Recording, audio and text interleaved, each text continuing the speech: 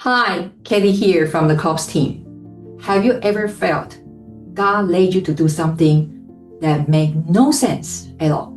For them, it meant to send their 14-year-old son from Singapore all the way to a boarding school on a mountain in India. Every voice said no, but God's whisper was louder. Now, let's watch. I remember we were taking this flight to India. What's that place? I cannot remember the airport. So when we arrive at the immigration, they ask a lot of questions. What are you doing here? So I remember telling the immigration guy who I'm bringing my son here to study. So he gave a very strange look at me. It's like telling me, hey, we are sending our kids to Singapore. Why are you sending your kids here to India to study? So it is a very funny feeling, actually. Yeah, when we start telling people I'm sending my kids to India to study, and he's not even an Indian, he's a Chinese, So it's a very strange feeling. So lo and behold, actually the whole thing is actually orchestrated by God. Who would think that we would bring him to India? And he's 14. You cannot just drag him all the way. Even I have Indian friends, children who are Indian, they say India, no way, Indians themselves. And he's one of the only Chinese there up in the hill. The road up is like, we took a few hours, narrow path all the way up to the mountain. So when he was there, he actually liked the environment and sat for the test, passed the test, and agreed to study in that school. And we even have when we were there, actually, there was a tornado that they never had before in India. Yeah, like a real storm for 40 years that all the trees were down. We were in the heart, total darkness, no electric, nothing. We are a city, but we stay in the city, and then this thing happened. I tell you, my son he was not even scared. We are so calm, with that kind of no electricity for days. Anytime you step out, you can be electrocuted because the cables are falling everywhere. And when we look back now, God even allow us to witness that. And we are not even afraid. It's like we stay in total darkness, nothing, no electric, nothing, no phone, nothing. But we are at such peace, even in the whole storm. And neighboring houses, all the trees kind of like collapsed and landed on the house. They need to evacuate. But the place where we are staying, it was protected. And we saw how God has protected us. To witness that even when it's our first trip up the mountain, when such things happen. If without God, I guess, wow, why come to this place? Such a dangerous place, right? And when we make our trip back to Singapore, what surprised and astonished me and Louis was, my son said, Mommy, you cannot send me to India. He told us, Mommy, I would die there because they sell mushroom. Mushroom meaning kind of drugs. Yeah, they call mushroom. So I said, yeah, mushroom? What's mushroom? So he says, Mommy, Singapore is safe. He even tell us that I cannot control myself. They sell freely in the school. I cannot resist the temptation. I will get into trouble. I'll die there. I said, Mommy, there's no way I could go to India. And I was like, I look at myself. I was in total shock. I was like, huh? What is this, God? How can we send him to India? Of course, the amount of money, because it wasn't cheap. It was an international school, so it was expensive, the school fees. My sister was in Australia. We could send him to Australia instead, of all place. Why India? Up to the mountain, treacherous, dangerous, even go up. And then it's like, I felt like there's a lion inside, and then you're sending him to the lion's den to be eaten up, And Singapore definitely is the safest place, like what Louis has mentioned. We went there a few times. Every time they were like, why are you here? And the immigration was like, why are you here? It should be us sending you there. Why are you? So if it's not God, why would we send him there? And knowing now, going through all the challenges, and then now there's mushroom there. My heart just dropped and I asked God, I said, God, is it our own plot and plan that we wanted so much for him. I searched my own heart as well.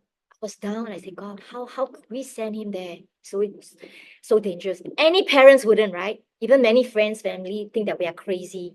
We are condemned many times. It's like, how can you do that to send your kids all the way up to India? But it was such a painful decision.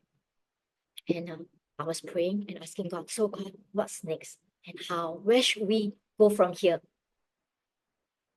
And I was also sharing that with my missionary friend. She was shocked herself because she didn't know that there's such things selling in the school. And because she's going to be a dorm parents there who's going to help me take care of my son when he's there. That's why we felt safe to bring him up there so that they can help us to take care of him when we are not around. And she was telling us also anything could happen, But I still wasn't assured. Then I brought my case to the Lord and I was like talking and asking God, so how, what's next? And I remember the period of time I was in prayer tower in Little India. That particular Saturday, I was actually praying all alone. And that day, I don't know why I just chanced upon this calendar. I don't know why. I still have that calendar. And I even asked the pastor later on, can you give me this calendar? See, it was this calendar. I don't know why I just chanced upon this British Hebrew calendar, 2018, and that's 2019. And I just took hold of it. I just turned the page. And my eyes just landed when it comes to 2019. And it was back then was like 201. I just don't know why. I just turned to 2019 and my eyes just landed on the 6th to the 12th. And when I look at the 6th, I was like, God is saying, the first thing that came was like the verse from 6:8. Genesis 46 verse 3 say, do not be afraid to go down to Egypt. It's like God's telling you, do not be afraid to go down to India. Wow. And God knows it's not possible for any parents to make that decision. If I don't hear from God personally, it's the Rhema words. Who could make that trip up? It's not possible. It's impossible. But God knows. And God showed me the verse. And subsequently, He gave me, when I look at 7, 8, 9, 10, all that we will be up there for a week. God gave a word for every day to make the trip up. So on that January 7, the word was taken from Numbers 29 verse 16. It was a new moon Shabbat. It was like a burnt offering. And it was a day of like sweet offering. It's an offering made by fire to the Lord. And that was the exact day that Kayan's supposed to depart from Singapore to India. So to me, it's like that day was the day of an offering. Like we have made the decision to offer him up to God. And January 8 was taken from Genesis 6 verse 8. He said, Noah found grace in the eye of the Lord. And Kayan's name was Liang En in Chinese, means grace. And it's like Noah will find grace in the eyes of the Lord. And my son Kayan will find grace in the eye of the Lord. And that day itself was actually his birthday. Yeah. Up on the mountain on the 8th was the very first day of the school. And it was that day that we have to really put him there, separate him from us, and leave him to stay in the dorm. And it was his birthday as well. So it was this word that actually gave me such confirmation at then. And January 8, it was taken from Genesis 9, verse 1. God said he will bless Noah and they will be fruitful and multiply. And on January 10, it was taken from Genesis 32, verse 28. It says, you shall no longer be called Jacob, but Israel, for you have struggled with God and with men and have prevailed. So to me, it was also a struggle for all of us, be it my son, be it for him. We need to struggle to let go.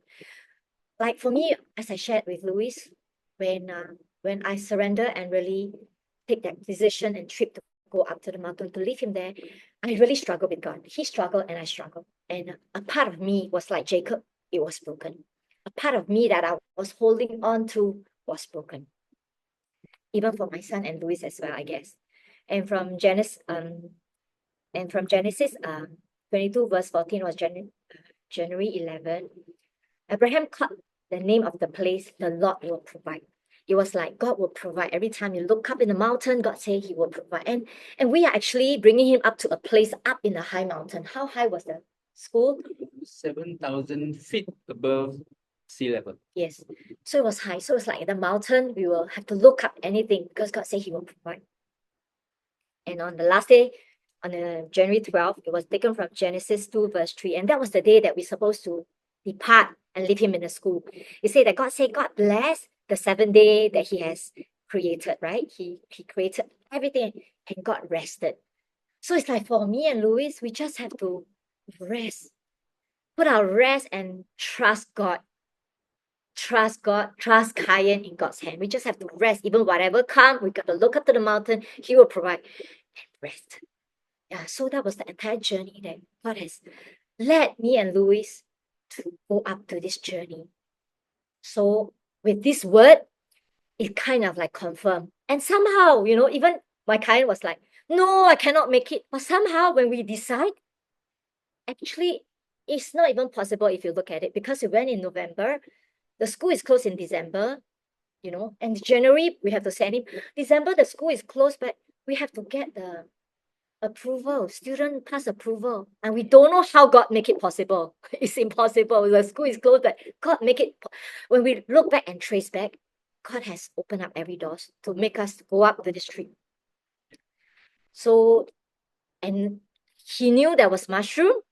He still agreed to go. He was 14, as I say. We couldn't drag him. He was a big boy then. So to us, we don't understand, but we look back, it was like, wow, a journey for us, like sacrificing Isaac. Do you think you love me more?